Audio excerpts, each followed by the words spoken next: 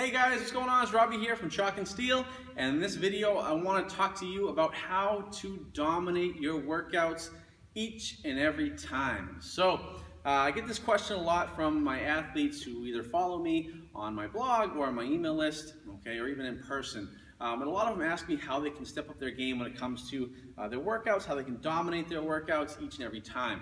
So it's actually not as hard as you think it is, okay? It doesn't matter what level you are, if you're just starting out with your workouts, or as a CrossFitter, or you're more experienced, okay, you can still apply these rules to your training to see a big difference. So, perfect example, okay, of someone who just dominates their workouts all the time, and you know the name, okay, Rich Froning.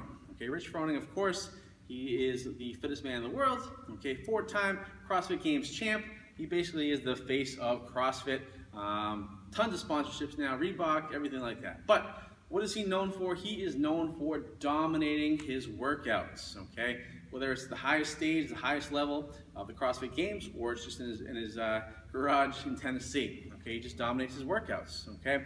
But one thing you notice about Rich is when he does his training, do you ever see him like really fatigued or just kind of like out of control, or just gasping for air, or just on the ground? No, you don't really see that, okay? Even after, whether it's day 4 of the CrossFit Games, you don't really see him too fatigued, okay?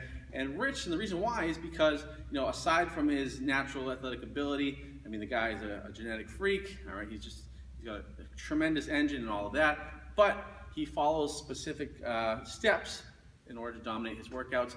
And I want to share with you some of those steps that you can use in your own training, okay? So let's get into it, okay? Number one, all right, one thing is you need to have a plan, okay? Have a plan. All right, so doesn't matter what the workout is, doesn't matter if it's the CrossFit Open, doesn't matter if it's a regular workout, if it's in a competition, CrossFit Games, okay, you need to have a plan for each and every workout, okay? So what do I mean by that? So if you are doing, let's say you're doing the workout Cindy, okay? And knowing your own ability, knowing what you can do, all right, let's say you're able to keep up, 1 round per minute. Okay, that's your plan, you stick to that plan, okay? So many times, so many athletes that I see, they go out and they do a workout and they don't have a plan.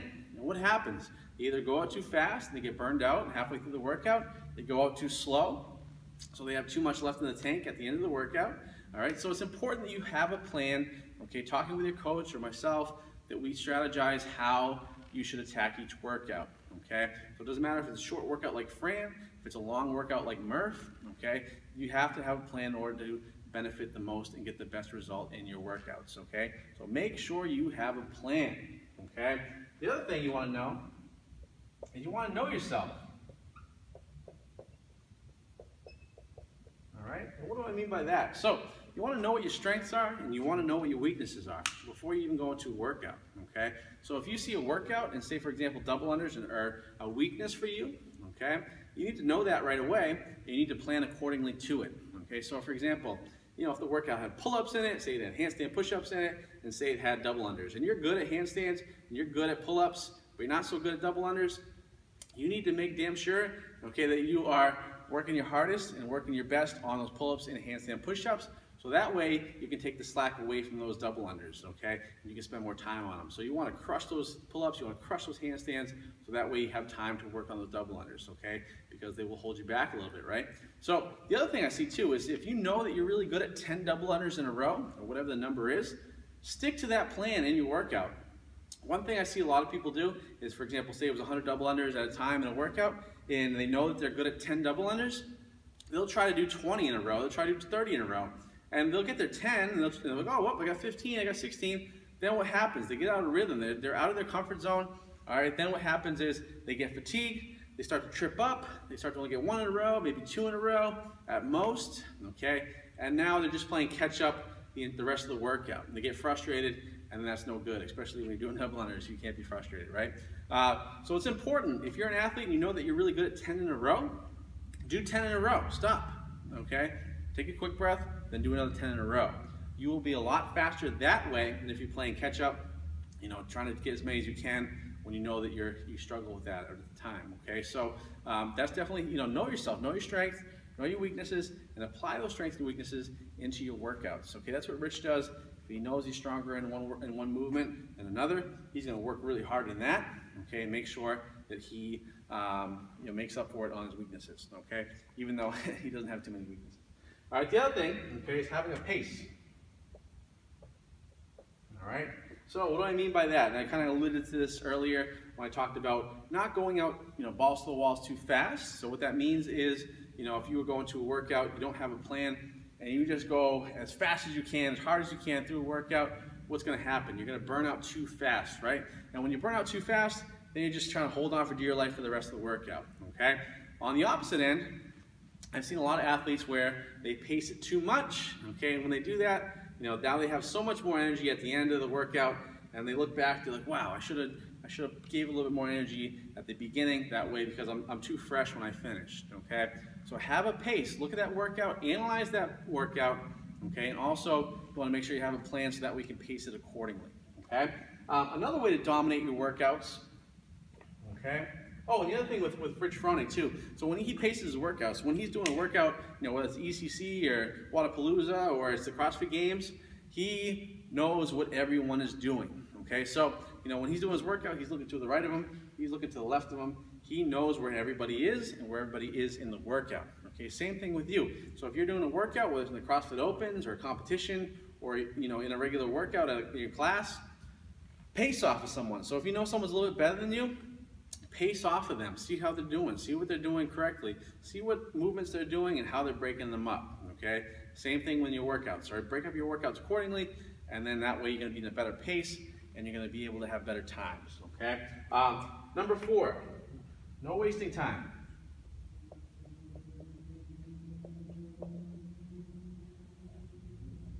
How many times have you seen Rich Froning when he does a workout?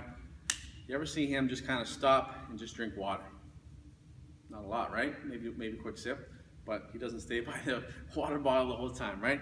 How many times have you seen Rich Froning just kind of hang out, hunched over that chalk bucket the entire time? Not a lot, right? Quick dab, unless he's stealing Matt Fraser's chalk. All right, those are things that we want to make sure of. Okay, the other thing, okay, is those are all time wasters. So if you're chalking up after each and every set, it's a waste of time. Okay, it's more of a mental thing than anything. If you're chalking up, if you're having too much water during a workout, if you're doing the workout grace, you're stopping for water. All right, you can probably go 2 or 3 minutes without water. So you don't need water. Okay, that's also a mental thing.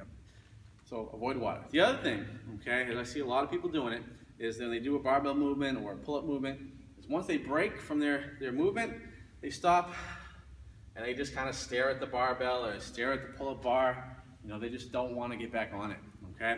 And what happens is those seconds turn into minutes, and that's going to kill your time in your workout. So to prevent that, establish the 5-second rule for yourself.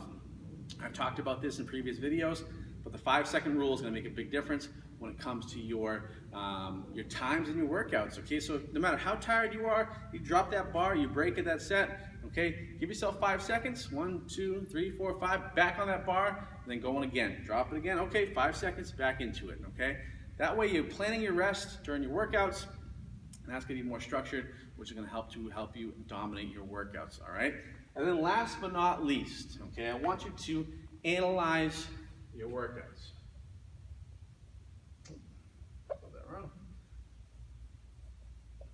Analyze your workouts, okay? Did you do good? Awesome. What did you do right? Did you pace it the right amount of times? Awesome. Then keep doing that, all right? You did the workout, you didn't do so well. What happened? Did you break it down the wrong way in terms of your rep scheme? Did you rest too much? Okay, did you not go out too fast as you should have gone out? Did you go out too slow? Okay, analyze each and every workout. Doesn't matter how simple it is, always analyze your workouts. And that's gonna make you better, so next time you attack that workout, you know what to do differently. Same thing with the open workouts.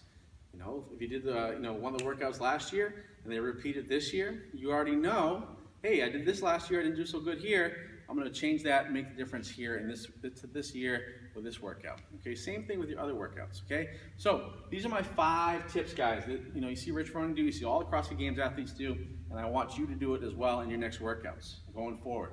Okay, so how to dominate your workouts? Have a plan. Know what you're going to do and do it. Okay, know yourself. Know what your strengths are. Work on those strengths. Know what your weaknesses are. Okay, use those strengths to cover those weaknesses. okay?